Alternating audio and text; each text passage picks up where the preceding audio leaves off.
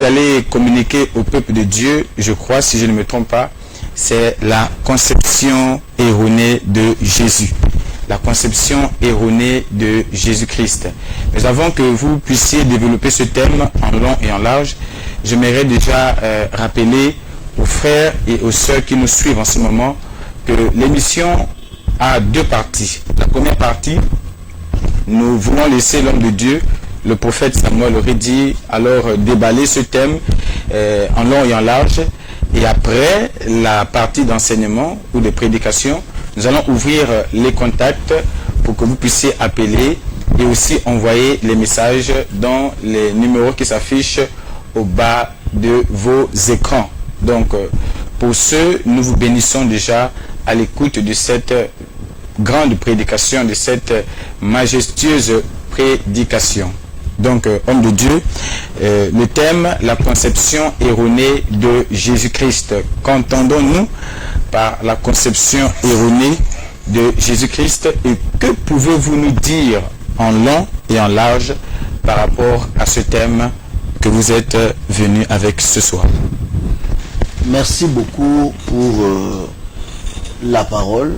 J'ai béni d'abord le Seigneur qui nous garde, qui nous préserve, qui nous protège en toutes choses. Et je salue aussi en même temps les auditeurs et puis nos téléspectateurs, tous qui nous suivent via les réseaux sociaux. Que la paix et la grâce de notre Seigneur Jésus-Christ soient avec vous. Quand je parle de conception erronée de Jésus-Christ, qu'est-ce que je veux dire par là? Vous allez remarquer aujourd'hui l'amour que les gens ont pour le Seigneur. Le nom Jésus. C'est tellement fantastique. Le femme, le maman. Je vois souvent, je rencontre des gens, tu vois, le nom Jésus peut être cité dans sa bouche pendant 1 minute, même 10-15 fois. D'autres disent même que Jésus est leur amour. Mais, quand je suis rentré dans le fond en tant que prophète, j'ai vite compris que ces gens ont une mauvaise conception de Jésus. Oui. C'est-à-dire, ils ont un Jésus imaginaire. Regardez par exemple, dans Actes des Apôtres, on dit, les Juifs qui attendaient Jésus, qui attendaient le Messie plutôt, quand le Messie est venu, ils l'ont méconnu. Méconnaître, c'est-à-dire ils l'ont plus reconnu. Exact. C'est-à-dire, ils attendaient la venue d'un Messie. Le Messie est venu, mais ils l'ont méconnu. Ils prêchaient le Messie, mais le Messie est arrivé. Ils l'ont méconnu, c'est-à-dire ils l'ont plus reconnu. Pourquoi? Parce qu'ils avaient un Messie imaginaire. Jean-Baptiste, le précurseur de la première venue, était annoncé par le prophète Élie. Mais Pierre et les autres apôtres ont posé une question au Seigneur. Pourquoi les scribes disent souvent que Élie doit venir? Jésus a répondu, Élie est déjà venu. C'est-à-dire, Élie que eux ils attendaient plutôt, est totalement de Élie que Dieu a envoyé. Totalement différent à quel niveau? Peut-être ils entendaient voir un homme ayant l'image de Élie, de Tishbite, mais quand ils ont reçu Jean-Baptiste, c'est-à-dire le trait du visage, il n'y avait rien de commun entre Jean et Élie. Mais le Seigneur dit, Élie en question, c'était Jean. Donc aujourd'hui, cette maladie est arrivé à un niveau extrême. C'est-à-dire les gens continuent, toujours dans le même erreur, à aimer un Jésus qu'ils ne connaissent pas. Et c'est-à-dire, ils ont créé maintenant un Jésus imaginaire. C'est pourquoi j'ai le devoir, en tant que prophète, après avoir constaté qu'il y a un faux Jésus qui circule sur le terrain, qui n'est pas le Seigneur Yahushua, j'ai l'obligation et le devoir d'exposer à ces peuples que vous avez une conception erronée du Seigneur. Lui-même de son vivant un jour, il avait dit, vous adorez celui que vous ne connaissez pas. Exact. C'est-à-dire, il voit les gens adorent Dieu. Mais le Dieu que lui, il connaît, quand il est descendu sur la terre, et le Dieu qui est adoré par ses semblables, des hommes, il a constaté qu'il y a incompatibilité, ce n'est pas le même Dieu. Amen, amen. Il dit, votre adoration a un problème. Vous adorez, c'est bien, mais celui que vous ne connaissez pas. Et moi, je tiens à dire à tout le monde qui suit cette émission, le Jésus qui est présenté partout n'est pas le Seigneur Yahushua. C'est un imposteur, ce monsieur. Et j'ai le devoir aujourd'hui de vous présenter le vrai Seigneur, afin de vous permettre à connaître la différence, ou bien connaître le vrai et le faux.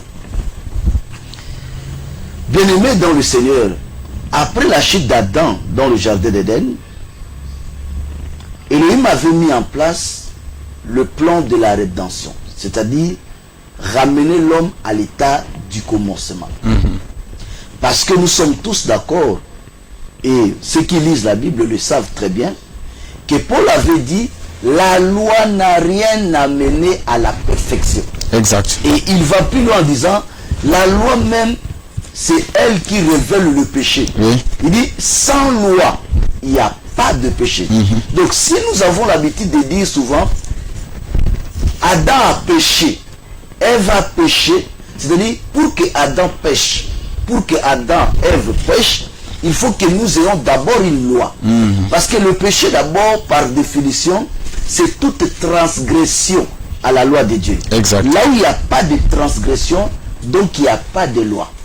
Donc on comprend directement la chute d'Adam et Ève, c'était parce que Elohim avait établi une loi. La loi était quoi? Dans Genèse chapitre 2, 16, Elohim dit, la Bible dit, l'Éternel donna cet ordre à Adam. L'ordre ou l'ordre égal à la loi, c'est-à-dire la loi c'est l'ensemble des ordonnances. Donc l'Éternel donna cet ordre à Adam. Donc c'est Dieu qui avait mis une loi à Éden, et c'est cette loi qui a révélé le péché, et c'est cette loi qui a occasionné même la chute d'Adam et Ève, puisque la loi n'amène pas à la perfection. Le jour que la loi a été instituée à Éden, c'était déjà le début de la chute. Amen. Adam a péché, Adam a tombé, il faut maintenant sauver l'humanité. Je suis en train de rencontrer l'histoire de Jésus-Christ, du vrai Jésus-Christ. Donc après la chute, il y a eu maintenant le plan du salut, c'est-à-dire ramener l'être humain à l'état du commencement. Mais il y a eu un problème qui s'est opposé. Pour acheter un homme, ou pour acheter la race humaine, tous les humains avaient un défaut. Le défaut c'était quoi? Le péché adamique. Il y a eu des prophètes dans l'histoire de la Bible, mais aucun prophète pouvait sauver un homme parce que en lui il y avait le péché adamique. Exact. J'aimerais que nous lisons une écriture, et c'est cette écriture qui va nous aider et nous faciliter à connaître en réalité qui est Jésus. Apocalypse chapitre 5. Apocalypse Chapitre 5. au chapitre 5. Commencez au chapitre 4 et puis nous montons jusqu'à 5. Apocalypse d'abord au chapitre 4.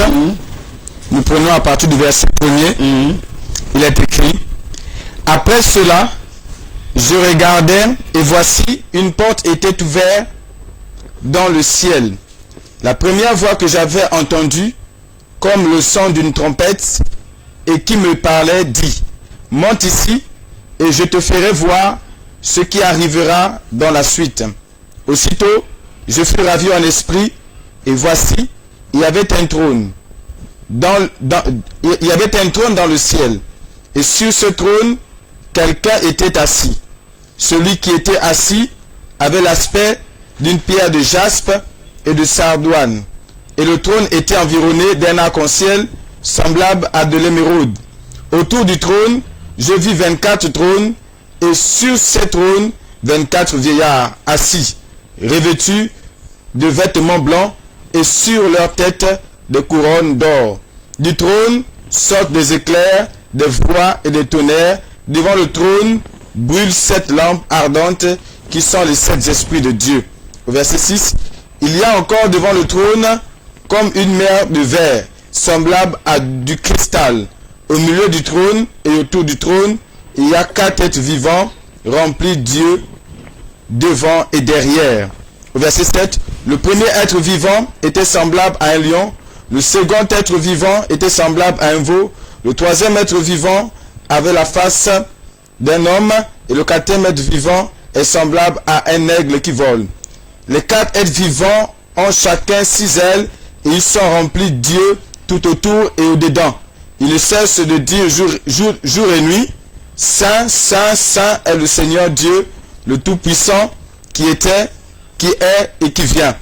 Quand les êtres vivants rendent gloire et honneur et action de grâce à celui qui est assis sur le trône, à celui qui vit au siècle des siècles, les 24 vieillards se prosternent devant celui qui est assis sur le trône, et ils adorent celui qui vit au siècle des siècles, et ils jettent leur couronne devant le trône en disant, tu es digne, notre Seigneur, notre Dieu, de recevoir la gloire, l'honneur et la puissance, car tu as créé toutes choses, et c'est par ta volonté qu'elles existent et qu'elles ont été créées. Merci.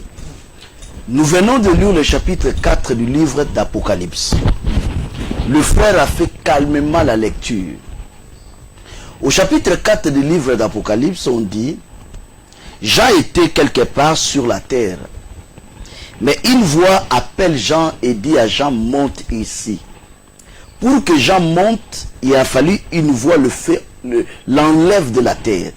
Mais ce qui est important, Jean avait identifié la voix. Il dit la même voix qui me parlait, c'est-à-dire la voix qui a fait monter Jean, c'est la même voix qui s'adressait à l'église. C'est-à-dire aujourd'hui, celui qui parle à l'église, et c'est lui-là même qui va permettre que l'église soit enlevée. Selon ce que Jean dit au chapitre 4. Jean monte au ciel comme un touriste qui part en France. Jean arrive au ciel, il décrit ce que j'aime, ce qui est fantastique, il décrit ce qu'il a vu au ciel. Donc il n'est pas comme des gens qui rencontrent des bêtises, non. Lui, il décrit ce qu'il a vu au ciel. En donnant la description, il dit, il a vu un trône, c'est ce qu'il avait vu, un homme assis, il y avait 24 autres trônes, où c'est aussi les 24 vieillards, et au milieu du trône, il y avait les 4 êtres vivants, et le trône était environné d'arc-en-ciel. On donnait gloire et louange à l'homme qui était assis sur le trône. Donc le chapitre 4, c'est la description de ce que Jean voit pour la première fois au ciel. Il dit, je suis ravi, je suis monté. Maintenant, nous allons prendre le chapitre 5, qui va maintenant nous permettre à vous expliquer le contenu du chapitre 4, et puis la facilité de comprendre notre thème. Chapitre 5. Apocalypse 5, au verset 1er, il dit ceci. Puis je vis dans la main droite de celui qui était assis sur le trône un livre écrit en dedans et en dehors, scellé de 7 sceaux. Et je vis un ange puissant qui cria d'une voix forte, qui est digne d'ouvrir le livre et d'en rompre les sceaux. Et personne dans le ciel, ni sur la terre, ni sous la terre, ne put ouvrir le livre, ni le regarder. Et je pleurais beaucoup de ce que personne ne fut trouvé digne d'ouvrir le livre, ni de le regarder. Et l'un des vieillards me dit, ne pleure point, voici, le lion de la tribu de Juda, le rejeton de David, a vaincu pour ouvrir le livre et ses 7 sceaux. Merci. Les choses commencent à devenir plus propres et claires. Nous voyons au chapitre 5 du livre d'Apocalypse le ciel à la recherche d'un homme qui est digne d'ouvrir le livre. On dit à Jean, sous la terre, c'est-à-dire ceux qui sont morts, personne n'était digne. Sur la terre, des prophètes et tout le monde qui vivait, personne n'était digne. Au ciel, personne n'était digne. Donc, après la chute d'Adam et Ève, toute la race humaine, selon la prédication de Paul à Athènes, nous sommes sombrés tous dans le péché. C'est-à-dire, le fait que nous sortons tous du sang d'Adam, nous avons en nous le péché adamique. Même un bébé qui vient de naître aujourd'hui a le péché adamique. Donc, aucun pécheur peut sauver un autre pécheur. C'est pourquoi même sous la loi, les gens offraient à Dieu des sacrifices Et ces sacrifices ne pouvaient pas ôter le péché parce qu'en réalité, l'animal n'est pas le semblable de l'homme. Voilà, il faut un homme pour sauver l'homme. Depuis que Adam a péché, Dieu cherche quelqu'un qui peut sauver l'humanité. Mais il n'y a personne sur la terre. Il n'y avait personne sous la terre, même au ciel, qui pouvait sauver l'homme. Pourquoi? Parce que tout homme qui est descendant d'Adam a en lui le péché adamique. C'est comme quelqu'un qui ne connaît pas nager ne peut pas sauver une personne qui se noie. Amen. Je ne sais pas si vous comprenez. Quelqu'un est en train de se noyer dans l'eau, quelqu'un est en train de mourir, et on demande à une personne qui ne sait même pas nager d'aller lui sauver. C'est impossible. Donc pour sauver quelqu'un, il faut être d'abord sans tâche. Il faut d'abord toi-même tu sois différent de celui qui se noie. Voilà, nous trouvons maintenant un homme, l'unique homme qui a reçu le témoignage être digne. C'était l'homme qui était assis sur le trône. Lis le verset 4 du chapitre, le verset 11 du chapitre 4. Le verset 11 du chapitre 4 dit ceci. Tu es digne, notre Seigneur et notre Dieu, de recevoir la gloire et l'honneur. Donc tu comprends maintenant que au chapitre 5 d'Apocalypse, on cherche l'homme digne. Mais au chapitre 4 déjà, Jean dit, il avait déjà trouvé un homme qui était digne. Et l'homme qui est digne du chapitre 4 est connu. Jean dit, c'était Dieu. Amen. Donc Dieu est le seul qui est digne. Maintenant, comme Dieu est digne, Dieu ne peut pas sauver un homme. Exact. Pourquoi Dieu ne peut pas sauver un homme?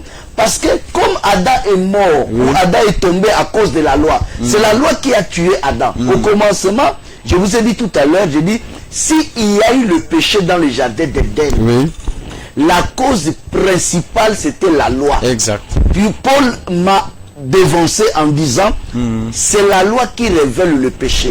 Parce que péché par définition, c'est toute transgression à la loi de Dieu. Exact. Comme il y a une loi, il y a eu une loi au jardin d'Éden qui a occasionné le péché, Dieu avait prévu aussi une loi du rachat. Souvent les gens ont l'habitude d'écrire devant leurs églises, Jésus nous a rachetés. Certaines personnes sont parties plus loin même en disant les rachetés de l'Éternel, sans connaître la loi du rachat. Le rachat a toute une loi. C'est la loi du rachat qui révèle qui est Jésus. Tant que vous ne connaissez pas la loi du rachat, vous ne pouvez pas connaître Jésus. J'aimerais maintenant vous donner Lévitique chapitre 25, verset 25, afin que quelqu'un comprenne maintenant la loi du rachat. Lévitique, au chapitre 25, au verset 25, il dit ceci.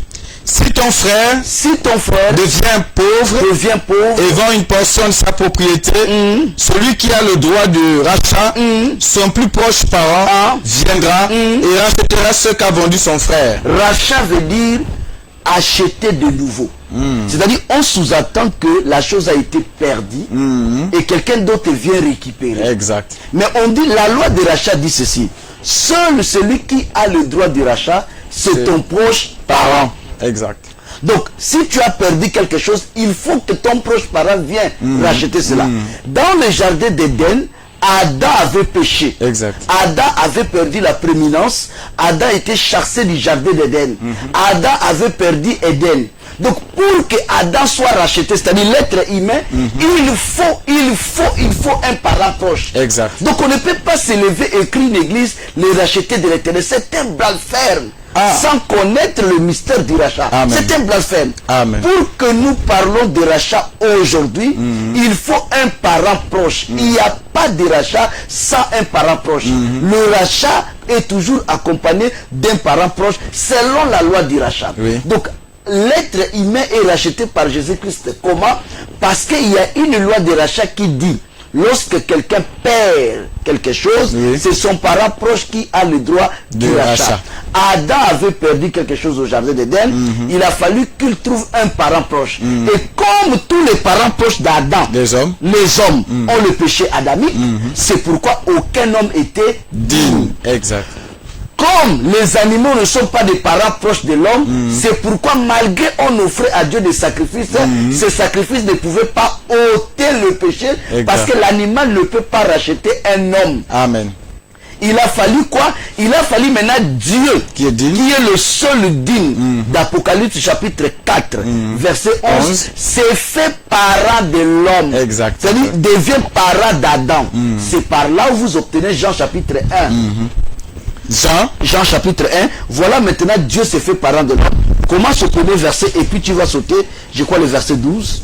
Jean au chapitre 1er, dès le verset 1er, il est écrit, dès le verset 1er, au commencement était la parole, et la parole était avec Dieu, et la parole était Dieu.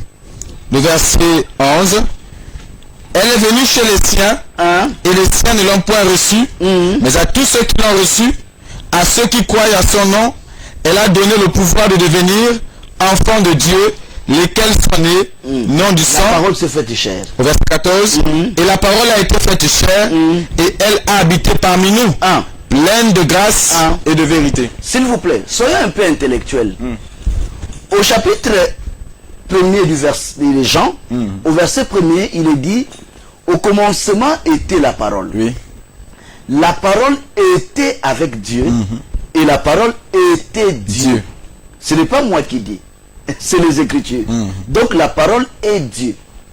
Maintenant au verset 14 on dit, cette parole qui est Dieu est venue dans le monde. C'est-à-dire la parole s'est faite chair. Exact. Donc la conception erronée de Jésus-Christ commence quand la parole qui est Dieu s'est faite chair. Exact. Alors quand la parole s'est faite chair, la chair a eu l'attribution d'un nom. Donc on a attribué à cette chair un nom. Le nom qu'on a donné à la chair, c'est le nom que vous appelez souvent Jésus. Amen, amen. La parole s'est faite chair. Quand la parole s'est fait chair, chair là s'appelle maintenant Jésus. Vous voyez maintenant? Amen, amen. Mais le but c'était quoi? C'est que Dieu s'est fait homme avec le seul but de devenir parent proche de l'homme. C'est pourquoi Paul, pour exposer cela de sa manière, dans 1 Corinthiens 15:45, il appelle maintenant Jésus qui? Le dernier Adam. Exact. Donc vous voyez, il s'est approprié du nom de notre parent Adam, de celui qui a péché. Jésus maintenant se présente comme le dernier Adam. C'est-à-dire le parent proche d'Adam. Donc le Seigneur étant la parole qui s'est faite chair. C'est pourquoi je vais vous faire remarquer une chose de très très capitale. Regardez très bien. Après la crucifixion, c'est-à-dire après que Jésus fut crucifié, vous allez remarquer toute personne qui a rencontré le Seigneur après sa résurrection ne l'ont plus reconnu par le visage, c'est-à-dire par la chair. Mais ils l'ont plutôt reconnu par sa nature avant d'être chair. Jésus, avant d'être chair, il était parole. Selon Jean 1. Verset 1er. Verset 1er et le verset 14. Il était d'abord parole. Mais quand il s'est fait chair, on l'a appelé Jésus. Quand la chair a été crucifiée à Golgotha, il avait repris sa position initiale. C'est pourquoi toute personne qu'il a rencontrée hors ou après la crucifixion ne l'a plus reconnu par le visage. On dit, il faisait route ensemble avec ses propres disciples sur le chemin d'Emmaüs. On dit ses propres disciples. Mais les disciples du Seigneur ne l'ont pas reconnu. Ils l'ont reconnu à quel moment? Au moment où il a commencé à parler. Eux-mêmes, ils ont dit, notre cœur ne brûlait pas au-dedans de nous. Matthieu 24, verset 32, il dit ceci. Et ils se dirent l'un à l'autre, notre cœur ne brûlait-il pas au-dedans de nous lorsqu'il nous parlait en chemin et nous expliquait les Écritures. Alors ils étaient avec lui. Ils marchaient avec lui. On n'a même pas dit que les habitants de Jérusalem. On dit ses propres disciples. Le disciple d'Emmaüs. C'est-à-dire c'est les gens qui lui connaissent. Ils ont dit même, ils l'ont reproché. Il dit, es-tu le seul qui n'est pas au courant? Donc l'information, ils avaient cela. Mais ils faisaient route ensemble, mais ils ne l'ont pas reconnu. Même lorsqu'il a apparu à Jean à l'île de Patmos, Jean dit, j'ai entendu une voix qui me parlait. Jean connaît bien le Seigneur. À son âge, il n'avait pas un problème d'Alzheimer, ni un problème de maladie de Parkinson. Jean avait encore la mémoire en place. Il dit, une voix me parlait. Je cherchais à identifier la voix. Quand je cherchais, je tournais. Je vis quelqu'un qui ressemble à un fils d'homme. Il n'a pas dit, je vis Jésus. Alors c'était Jésus. À la fin, l'homme l'a dit, j'étais mort, je suis vivant. Jean comprend directement, ah, là je suis en train de converser avec le Seigneur. Mais par le visage, il ne l'a pas reconnu. Pourquoi? Mais parce que la position actuelle de Jésus-Christ, c'est la parole. Donc quand je parle de conception erronée de Jésus-Christ, je voulais dire aux gens quoi? Le Seigneur Jésus, avant d'être Jésus, cher Jésus, il était d'abord parole. Ça c'est l'introduction. Jésus, avant d'être Jésus, il était d'abord parole. Jean 1, verset 1er. Et cette parole s'est faite chair. Quand la parole s'est faite chair, on a attribué à la parole un nom. On l'a appelé Jésus. Maintenant, après la crucifixion, c'est-à-dire après que la chair est morte à Golgotha, le Seigneur avait repris sa position initiale. Ce qu'il était avant de prendre la chair, aujourd'hui le Seigneur est parole. Donc, on n'a pas un Jésus contraire à la parole. Non. Donc, Jésus aujourd'hui, donc, parler de Jésus, ce n'est pas une photo. Parler du Seigneur, c'est la parole. Alors, nous avons un sérieux problème. C'est-à-dire, nous avons un faux Jésus sur le terrain. Et il a dit cela, Paul m'a précédé dans son épître des Corinthiens, quand il s'adresse aux Corinthiens, le chapitre 11, verset 4, le verset 11 et le verset 13. Voilà, 2 Corinthiens 11, le verset 4 d'abord, il dit ceci. Car si quelqu'un vient vous prêcher un autre Jésus que celui que nous vous avons prêché, ou si vous recevez un autre esprit que celui que vous avez reçu, ou un autre évangile que celui que vous avez embrassé. Au verset 13. Si vous recevez quoi? Recommencez. Car si quelqu'un vient vous prêcher un autre Jésus que celui que nous vous avons prêché, ou si vous recevez un autre esprit que celui que vous avez reçu. Si quelqu'un vient vous prêcher qui? Un autre Jésus. Donc automatiquement il est en train de dire qu'il y a deux Jésus. Il y a le Seigneur que Paul a annoncé et il y a un autre Jésus. Le verset 13 maintenant confirme quoi? Au verset 13, il dit ceci. Ces hommes-là sont des faux apôtres, des ouvriers trompeurs, déguisés en apôtres de Christ. Et cela n'est pas étonnant, puisque Satan lui-même se déguise en ange de lumière. Il n'est donc pas étrange que ces ministres aussi se déguisent en ministres de justice. Merci. Donc on dit, avant qu'on revienne, on va faire une pause. Avant la pause, je voulais dire quelque chose de très important. On dit ici, Satan se déguise en ange de lumière. Déguiser, c'est le fait de changer pour tromper. Si quelqu'un se déguise et puis vous arrivez à lui reconnaître, on peut dire c'est un déguisement raté. Amen. Déguisement veut dire changer pour tromper. C'est-à-dire quelqu'un qui se déguise, tu ne peux plus reconnaître. Satan se déguise en ange de lumière. Je n'ai pas le temps de dire aux gens, l'ange de lumière c'est un tel, puisque tout le monde sait que l'ange de lumière c'est le Seigneur. Amen, amen. Donc Satan s'est fait passer pour Jésus. Maintenant, si quelqu'un ne connaît pas le Seigneur, il risque d'adorer Satan. Amen, amen. Il risque d'adorer, il risque d'appeler Satan Seigneur. Et quand il se déguise, il ouvre des églises. La Bible dit, ces ministres, ça se passe automatiquement. Ces ministres aussi se déguisent en ministres de Christ. C'est pourquoi le Seigneur avait dit, écoutez, le Seigneur dit, ils viendront vers vous avec la peau de l'agneau. Des agneaux, alors ce sont des loups. Alors, c'est quoi? Il parle de quoi? Il parle de déguisement. Un loup qui se fait passer pour agneau, avec seul but d'entrer dans la bergerie, donc le loup se fait déguiser. Alors la seule chose pour reconnaître un animal qui se déguise, c'est la voix. Amen. Les coqs chantent. Si les coqs se fait passer pour loup ou pour agneau, ce qui va le trahir, c'est le chant. Amen, amen. Le chant du coq est différent du cri de l'agneau. Amen. Le lion a son cri. Le chat a son cri. Le chien a son cri. Si le chien devient agneau, mais il va aboyer, ça va lui trahir. Amen, amen. Donc le déguisement, c'est trahi que par la voix. Alors la voix, par définition, c'est un son articulé des paroles. Donc c'est quand quelqu'un parle, c'est là où on comprend que c'est ça la voix. C'est-à-dire, il n'y a pas de voix sans parole. Exact. Donc le Seigneur aujourd'hui est parole. Donc on va faire une pause, je reviendrai pour exposer cela d'une bonne manière. Donc merci encore. Le Seigneur aujourd'hui est parole et beaucoup de personnes ont une conception erronée de Jésus qui est la parole. Nous allons revenir d'ici quelques minutes afin de pouvoir aussi ouvrir les contacts pour appeler et pour envoyer des SMS pour ceux que Dieu vous bénisse.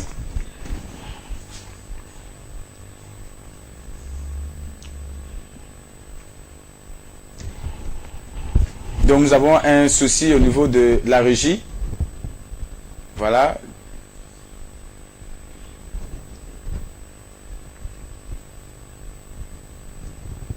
Amen, amen.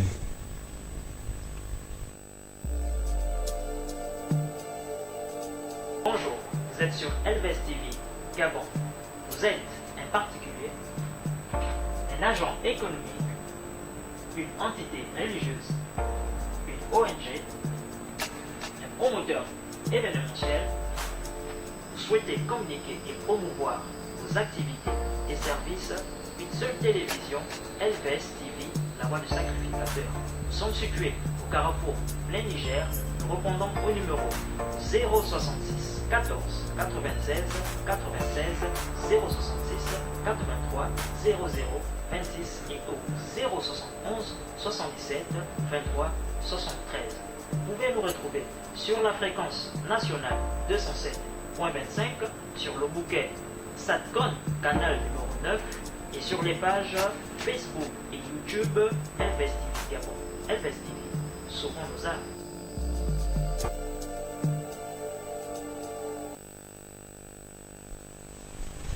Donc, bien le retour à vous encore, bien aimés dans le Seigneur. Nous sommes toujours sur ce thème, la conception erronée de Jésus avec le prophète Samuel Oredi Mwanza.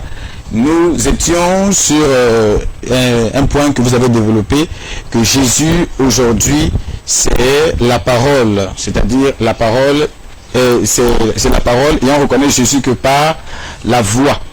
La voix, c'est ce qui nous permet de reconnaître que ça, c'est le Seigneur, et ça, ce n'est pas le Seigneur. Beaucoup de personnes aujourd'hui prêchent, mais pour reconnaître que quelqu'un prêche le vrai Jésus et le faux Jésus, c'est par la voix, parce que la voix, c'est un son articulé de la parole. C'est ce que vous avez dit avant que nous partions en pause. Qu'est-ce que nous pouvons encore davantage dire pour une meilleure compréhension, parce que la voix, la parole, Jésus, la parole, la voix, c'est un peu flou. Merci beaucoup. Je disais, beaucoup de gens ne connaissent pas qui est Jésus. Ils ont Jésus, mais un faux. Et j'ai le devoir de leur révéler que vous avez une conception erronée de Jésus-Christ. J'ai expliqué tout à l'heure, la parole s'est faite chair. Quand la parole s'est faite chair, on a attribué à la chair un nom. Le nom qu'on a donné à la chair, c'est Jésus. Maintenant, quand la chair est morte sur la croix, qu'est-ce qui se passe? Puisque la parole ne meurt pas. La parole a une promesse. La parole de Dieu est le même hier, aujourd'hui et éternellement. Donc celui qui est mort sur la croix, c'est la chair. Mais la parole ne peut pas mourir. Donc Jésus, après la crucifixion, Jésus avait repris sa position initiale. Puisque même les femmes qui sont parties la chercher, ils ne l'ont pas reconnu. Donc les gens l'ont reconnu que par la parole. Donc aujourd'hui, le Seigneur, au moment où je vous parle, à l'heure où je vous parle, la visitation du Seigneur dans un pays, dans une ville, dans une maison, c'est fait que par la parole. Tout le reste, tout ce qui va à l'encontre de la parole, même si ça l'étiquette de Jésus, c'est le diable. Amen. Pourquoi je l'ai dit? Parce que celui qui m'a précédé, Paul, quand il s'adressait aux Corinthiens, moi je m'adresse aux hommes de mes contemporains, mais quand Paul s'adressait aux Corinthiens, il a dit ceci, il dit, si quelqu'un vous prêche un autre Jésus, c'est une précision très capitale. Donc il y a deux Jésus. Alors dans Galates, il a dit, il n'y a pas deux évangiles. Il n'y a pas deux seigneurs. Mais il arrive à Corinthe, il dit, si quelqu'un vous prêche un autre Jésus. Et il explique qui est l'autre Jésus. Au verset 13, il dit, et le verset 14, il dit, Satan se déguise. Donc Satan change pour tromper. Déguiser veut dire changer pour tromper. Donc Satan peut changer pour seul but de tromper. C'est ça déguiser. Amen, amen. Il dit, il est clair, il dit, si Satan, il dit, si Satan est capable de se déguiser, donc changer pour tromper. Maintenant, moi j'explique, c'est quoi déguiser? Quelqu'un peut se déguiser. C'est-à-dire Satan peut se déguiser, mais la seule chose qui trahit le déguisement, c'est la voix. Le premier homme qui avait mis en scène le déguisement dans la Bible, c'est Jacob. Jacob s'est fait passer pour Ésaü, afin de convaincre son père à lui bénir. Le père a touché, il a testé, il avait conclu. Isaac dit, par rapport à la peau, par rapport à l'odeur, c'est mon fils Ésaü. Mais il y a une chose qui ne me convainc pas, c'est la voix. La voix là, ça c'est la voix de Jacob. Donc malgré Jacob avait convaincu son père, mais une chose l'avait trahi, c'était la voix. C'est pourquoi quand Ésaü est venu, il a dit, papa, je suis là, ton fils, bénis-moi. Il a posé la question, qui es-tu? Dès que Ésaü se présente, il dit, je suis Ésaü. Ah, ton frère est déjà passé. Pourquoi il y a une idée directement? Parce qu'il doutait déjà bien avant que ce n'était pas Ésaü, c'était Jacob. Mais l'origine du doute, c'était quoi? C'était la voix. Amen, amen. Donc aujourd'hui, Satan peut se déguiser, il peut se faire trahir que par la voix. C'est pourquoi le Seigneur disait calmement, il dit, il peut venir vers vous avec la peau des agneaux, alors ce sont des loups. Donc un loup qui porte la peau de l'agneau, la seule chose qui peut trahir le loup, c'est le cri. Parce que le loup et l'agneau n'ont pas la même voix. Amen, amen. Donc aujourd'hui, le Seigneur, c'est la parole. En dehors de la parole, c'est le diable. Exact. Quand Jésus regarde Pierre, il dit, arrière de moi, Satan. C'est quelle base? Mais sur la base de la parole. Donc Pierre pouvait dire, quelqu'un peut dire de bonnes choses. Toutes les religions, ils peuvent vous dire de bonnes choses, des choses qui vous plaisent. Mais c'est ça, ce n'est pas l'étiquette Jésus qui représente le Seigneur, mais c'est la parole. Donc voilà ce que j'avais à dire.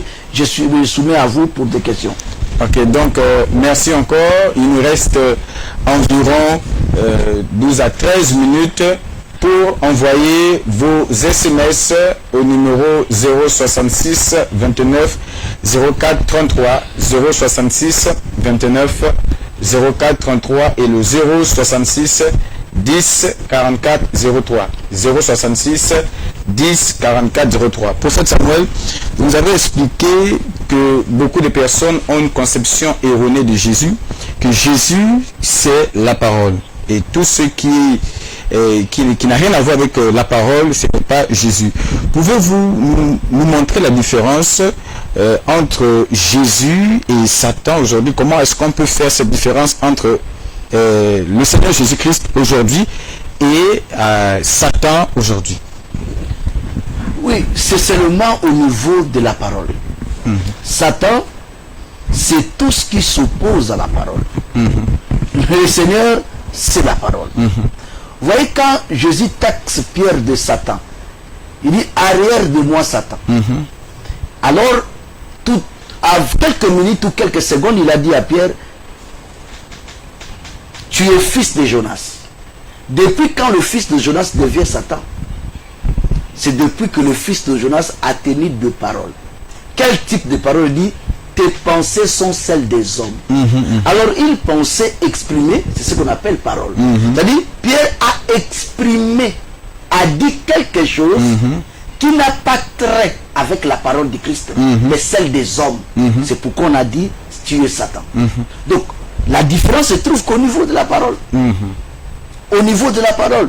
C'est-à-dire, Satan peut se déguiser. Satan peut changer. Mais il va se faire trahir par la parole. Il a 98% des églises, Satan, au Gabon et dans le monde. Il est propriétaire de 98% des églises, au Gabon et dans le monde. C'est-à-dire, ce sont ces églises à lui. Mais on a mis l'étiquette Jésus-Christ. Mais la seule chose, vous entrez à l'intérieur, vous allez constater, la parole qui est prêchée n'est pas compatible à la parole du Seigneur. Automatiquement, vous allez dire que ça, c'est Satan. Satan s'oppose. Regardez dans le jardin d'Éden. Aucune écriture de Genèse 2 et 3 a mentionné le nom Satan ou diable. Vous avez l'histoire de la chute. On dit serpent. C'est Genèse, commencement. Quand on arrive à Apocalypse, qui veut dire révélation, pas fin. Apocalypse ne veut pas dire fin. Apocalypse veut dire révélation. Amen. On nous révèle, c'est-à-dire Apocalypse nous révèle les serpents anciens. Le chapitre 20 et le chapitre 12 révèlent que le serpent des jardins d'Éden, le chapitre 3 de Genèse, c'était le diable. Alléluia. Alors, dans Genèse 3, Ève va parler avec lui, croyant que c'est un nouveau théologien. Je ne sais pas si vous comprenez. Amen, amen. Il a créé son école théologique et c'est l'inspiration du diable, la théologie. Amen. Donc il vient avec la théologie, il veut convaincre Ève. Il a conduit Ève à la chute. Mais ce qui montre que c'était Satan, pourquoi? Parce que ses propos contredisent Genèse 2:15. Genèse 2:15, plutôt Genèse 2:16, c'est Dieu. L'Éternel donna cet ordre à l'homme. Tu pourras manger tous les fruits des arbres du jardin, à l'exception de l'arbre qui est au milieu du jardin. Mais quand quelqu'un vient, peu importe sa beauté, peu importe le support qu'il utilise, mais va à l'encontre de ce que Dieu a dit, il n'y a pas d'autre conclusion à faire. Nous n'avons pas de sentiments. Quand le Seigneur dit, imitez-moi, c'est-à-dire imitez-lui dans tout. Moi, je ne peux pas, moi, appeler quelqu'un Satan par plaisir. C'est-à-dire, je te mets l'étiquette en imitant le Seigneur. C'est-à-dire, le Seigneur avait une bonne relation avec Pierre. Il avait guéri sa belle-mère, il mangeait chez Pierre, il connaît la maison de Pierre. Il lui a même dit quelques secondes, il dit, je te donnerai la clé du royaume. Il a même dit que toi tu es Pierre. Il a dit beaucoup de choses sur Pierre. Il aimait beaucoup Pierre. Amen. Mais il a regardé Pierre un moment, il dit, arrière de moi, Satan. Donc, pour moi, même si on est en bonne relation, même si on se salue, même si j'ai de l'estime et du respect pour toi, si ta bouche s'éloigne de la parole de Dieu, c'est-à-dire tu dis des choses qui vont à l'encontre de la parole de Dieu, vous voulez avoir un Satan imaginaire. C'est là où ça tombe, conception erronée. Donc erroné veut dire quoi? On a un Dieu imaginaire, on a un Satan imaginaire. Alors Dieu c'est la parole, Satan c'est l'opposé à la parole. C'est fini, point barre. Il n'y a pas de sentiment pour cela.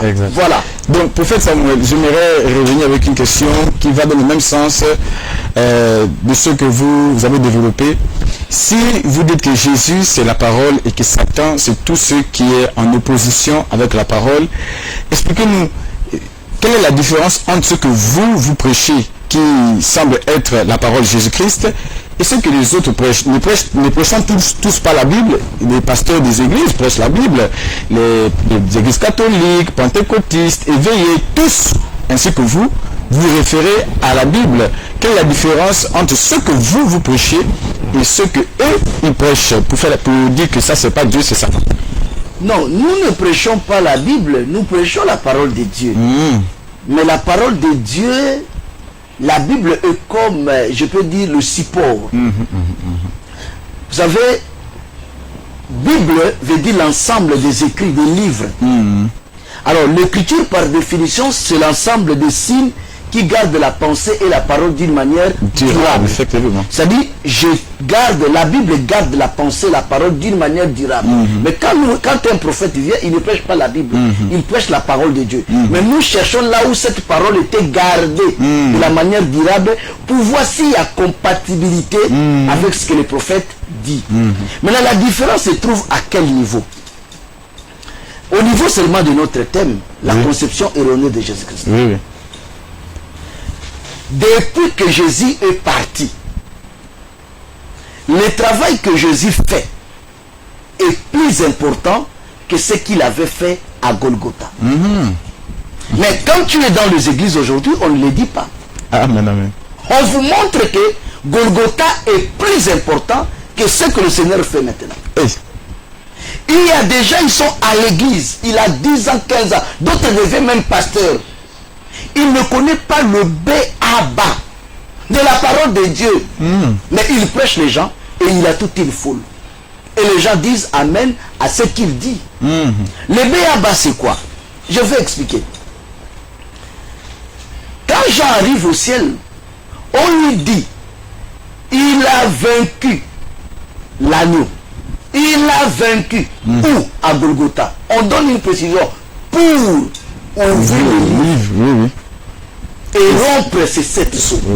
Donc, en un mot, si Jésus est mort à Golgotha, c'est pour un but. Parce qu'il y avait un livre dans la main de quelqu'un que personne n'était digne de prendre. Le Seigneur s'est fait parent de l'homme pour aller ouvrir les livres. Depuis que le Seigneur est parti, jusqu'à aujourd'hui, le travail qu'il fait, c'est rompre saut par saut du livre. Le nombre de sauts est connu. 7 sauts. Amen, amen. Mais quelqu'un est sur la terre en train de prier. Il ne connaît pas que Jésus est en train de faire un grand boulot pour lui. Alléluia. Et c'est au nombre de 7 sauts. Il ne connaît pas d'abord ça. Il ne connaît pas, nous sommes au 4e saut aujourd'hui. Du moment où les sauts s'ouvrent au ciel et les conséquences se passent où? Sur la terre. Donc il est tenté seulement de subir les conséquences. Sans comprendre le pourquoi. Sans comprendre. Les sauts s'ouvrent au ciel. Qui ouvre le saut? C'est Jésus. Ici on adore. Gloire à l'agneau, gloire à l'agneau. Mais au ciel là-bas, quand l'agneau ouvrit, le même agneau que vous disiez gloire ici, pour que la gloire là arrive là-bas, on dit que l'agneau ouvrit. C'est ça gloire à l'agneau. Quand nous chantons gloire pourquoi? Mais quand l'agneau ouvrit l'un de 7 sauts, voilà ce qui se passe. Les sauts s'ouvrent au ciel, les conséquences se passent sur la terre.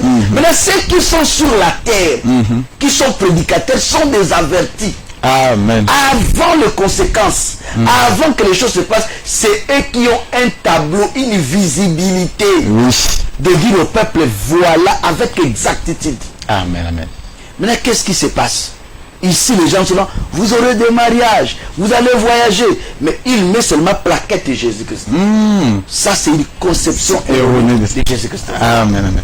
Que Dieu nous bénisse.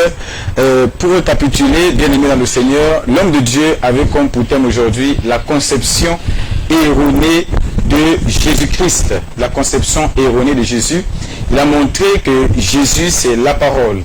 La parole qui a été manifestée pour le salut des hommes. Parce que au ciel, dans Apocalypse 4 et 5, précisément 5, on cherchait un rédempteur pour racheter l'homme. Tous les hommes étaient impurs. Dieu étant digne a pris un corps humain. C'est-à-dire Dieu, la parole, s'est manifestée. Cette parole a continué à persister après que la chair ait subi la crucifixion. Donc Jésus aujourd'hui, qu'on appelle Jésus, c'est la parole manifestée qui a repris sa position initiale. Et quiconque prêche Jésus, prêche la parole. Tout ce qui va en désaccord avec la parole du Seigneur Jésus-Christ ou de Dieu, c'est automatiquement Satan. La différence se fait pas au niveau de la prononciation ou au niveau de l'orthographe, mais au niveau de la parole. Et il nous a démontré encore davantage que la différence entre le message des autres et le message que lui il prêche, c'est par rapport même déjà au but de la mort de Jésus. Tous s'arrêtent qu'à Golgotha. À Golgotha. Ils n'ont pas la suite. Mais si tu n'as pas la suite de Golgotha, tu conduis les gens tout droit en enfer. Ah, grâce à Dieu. Étienne le prêche. Ils sont toujours au 1er siècle. Oui. Nous sommes toujours au 1er siècle. Étienne est en train de prêcher. Au 1er siècle. Jésus vient à peine de mourir. Il dit, je vois le ciel. Non, il commence par Abraham. Il commence par Abraham, oui. Il cite tous les prophètes. Pour expliquer au Seigneur. Pour parler de Jésus. Il cite tous les prophètes. Les gens sont en train d'acclamer. Il arrive chez Jésus-Christ. Dès qu'il parle de Jésus, mais de quelle manière? Il dit, je le vois à la droite du Père. Il l'identifie dans le présent. Amen, amen. Il identifie Jésus dans le présent. Il dit, je vois le Seigneur à la droite de Dieu. La Bible dit, ils ont bouché leurs oreilles. C'est ce que les gens ne veulent pas. Qu'on leur présente Jésus de cette manière, le Seigneur dans le présent. Amen. Mais si on avait laissé Étienne achever son discours, il allait exposer pourquoi il est à la droite de Dieu. Alléluia. Et qu'est-ce qu'il fait. Alléluia. Mais ils l'ont laissé inachevé. Mais Dieu, par son amour, il nous a envoyé pour achever là où les choses sont restées inachevées. Le discours d'Étienne. Que l'homme qu'Étienne avait vu à la droite du Père, cet homme avait pour mission de récupérer le livre. Il a récupéré le livre à l'échange de son sang à Golgotha. Le sang que vous chantez, le sang de Jésus, c'est le sang là qui a fait. Ce n'est pas pour mettre en bas du lit. Pour les gens qui mettent le sang en bas du lit, le sang sur le rat, le sang sur le chat sont des perdus. Le sang que vous avez vu à Golgotha est parti avec lui à l'échange pour récupérer le livre. C'est-à-dire, j'ai donné ma vie pour ces gens. Donne-moi le livre. Il récupère le livre. Il ne récupère pas le livre pour donner des baisers au livre. Il récupère le livre. Il commence à rompre les seaux. Amen, amen. Et quand le seau s'ouvre au ciel, j'insiste, les conséquences se passent sur la terre. Oh, tu ne connais pas le message caché dans le seau. Mais là, je ne sais pas par quelle voie. Alléluia. Par quelle voie tu adores aujourd'hui. Je ne sais pas. Je ne sais pas. C'est pourquoi nous voyons des gens, le Seigneur dit, la femme doit s'habiller d'une manière décente. Elle ne s'habille pas d'une manière décente, mais elle enseigne. Le Seigneur dit, je ne permets pas à la femme d'enseigner. Mais nous voyons les gens enseigner. Le Seigneur dit, voilà comment vous devez vous comporter.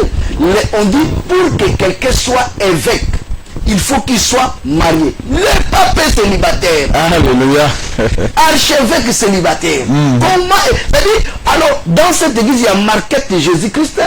Il y a support Jésus-Christ, mais il n'y a pas la parole. Alléluia. Pour que quelqu'un puisse avoir les charges d'évêque, condition primordiale, il faut que l'évêque soit marié. Alors, nous avons des évêques célibataires. Exact. On appelle bishop. Il est célibataire. Bishop veut dire évêque. Amen, amen. Et l'église, notre bishop, il est célibataire. Vous voyez la sorcellerie? C'est de pire sorcellerie. Bishop, célibataire. C'est grave. Allez, après, il monte à quoi? Après quelques mois, il devient directement archibishop. Après, jusqu'à ce qu'il devienne général des bishops. Mais il est toujours célibataire. Amen. Donc, ce n'est pas le titre qui compte. Ce n'est pas ce que vous faites qui compte. C'est la parole. Amen. C'est la parole qui est Jésus-Christ. Voilà. Pour ce, nous bénissons la parole, nous bénissons le Seigneur pour cet éclaircissement sur ce thème, la conception erronée de Jésus-Christ. Nous vous laissons maintenant dans la paix du Seigneur. Si vous voulez nous rencontrer pour avoir des entretiens, un temps de partage avec nous, vous pouvez appeler au 066 10 44 03, 066 10 44 03 et le 066 29 04 33, le 066 29 04 33. Nous vous bénissons. Shalom.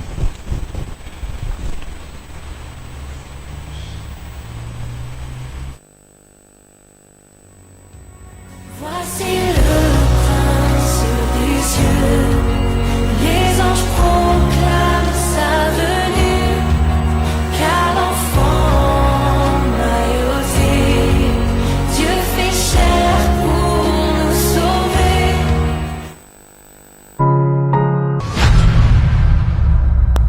LVS, sauvons nos âmes. Dans l'assemblée des saints. Chers chrétiens du monde, votre don sauvera une vie. LVS TV, votre chaîne de télévision chrétienne, ne vit que par la générosité de 5 personnes qui n'ont pas de gros moyens. Aucun téléspectateur, jusqu'au jour d'aujourd'hui, ne pense à LVS TV, alors que nous existons pour vous. Notre ambition, comme vous le savez, est celle de sauver les âmes perdues. Nous avons besoin de vous et de nous faire avancer l'œuvre de Jésus-Christ sur la terre par vos dons précieux. Partageons ensemble la bénédiction ou les bénédictions de ceux qui œuvrent pour l'avancement du royaume de Dieu sur la terre. Ensemble, sauvons les âmes perdues et égarées par votre don. Vous avez notre mobile cash, notre RTL Monnaie et enfin notre compte bancaire. Que Dieu vous bénisse et qu'il bénisse vous.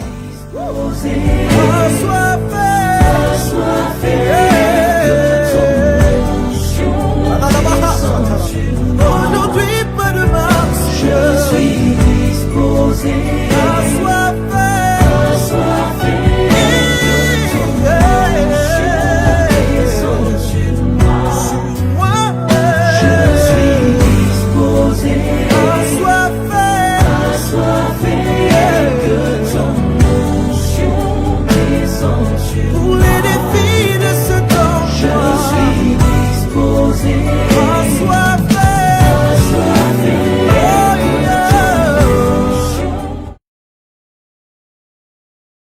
LVS TV,